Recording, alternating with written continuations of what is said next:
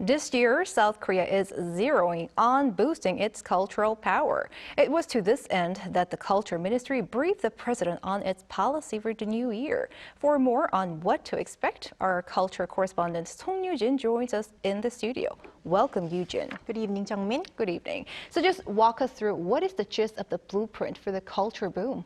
Well, Jung-min, as you mentioned, the Culture Ministry introduced 6 main pillars to the president, and in short, they really vow more support to K-content, tourism, sports, and also creating a more barrier-free environment in the cultural field. So before we delve deeper into it and analyze it, let's first take a look at my colleague Shin Se-byuck's report, which sheds light on the Culture Ministry's key agenda this year.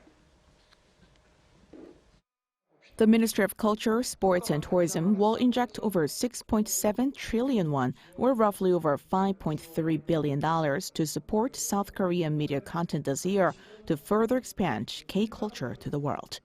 In a policy briefing to President Yoon Suk-yeol on Thursday, the Culture Minister spoke of the importance of nurturing K-content as it has become the country's #1 major source of growth.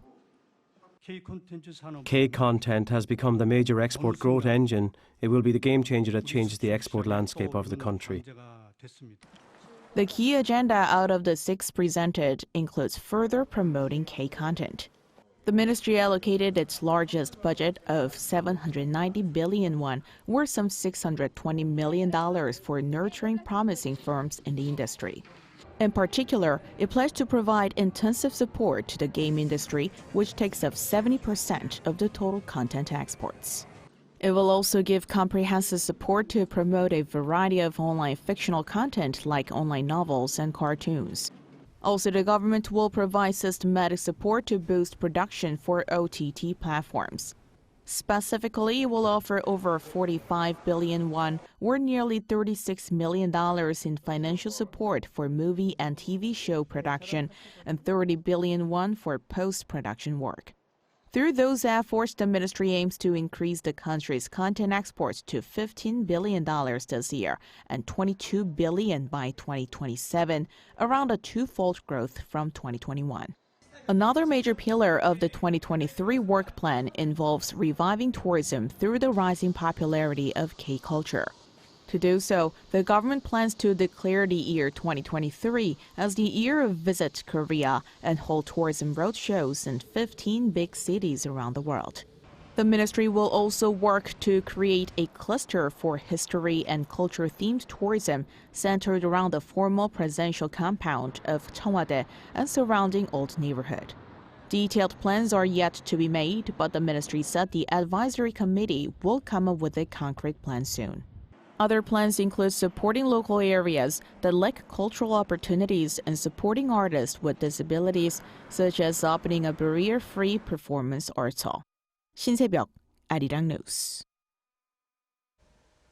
And Yoo-jin, let's break down a little bit for our viewers. What should we be looking forward to? Well, first, I would like to say expect more promising and high-quality K-content. And as you know, the Korean content is not only being loved here in the country, but it's being loved all around the globe. And it's been mesmerizing audiences and sweeping up awards on the global stage, Korean dramas, movies, and books. So the Culture Ministry really aims to expand this pool of talented content creators by providing step-by-step job training. It aims to nurture 10,000 of them over the next 3 years. It's also going to offer tailored support sector by sector. For example, in terms of K-pop, it's going to make concerts accessible to a wider audience by hosting more online performances. And for the promising game industry, the ministry is going to host more esports competitions to discover hidden talent. And there are plans to open overseas exhibitions promoting Korean cosmetics and food, such as in Indonesia. Right. And what about tourism industry? What can you tell us more? Well, this year, it's actually a really big and promising year because it's the first time since the strict social distancing measures were relaxed in the country. So we're really expecting to see more travelers visiting South Korea. And as Se-byuck previously mentioned in a report, the ministry has proclaimed 2023 as the Year of Visit Korea. So there'll be a lot of discount events for plane tickets, accommodation, shopping, and restaurants. And for those who can't physically visit the country, special metaverse tours will also be offered. All right, Eugene, that was a very nice roundup. Thank you. My pleasure.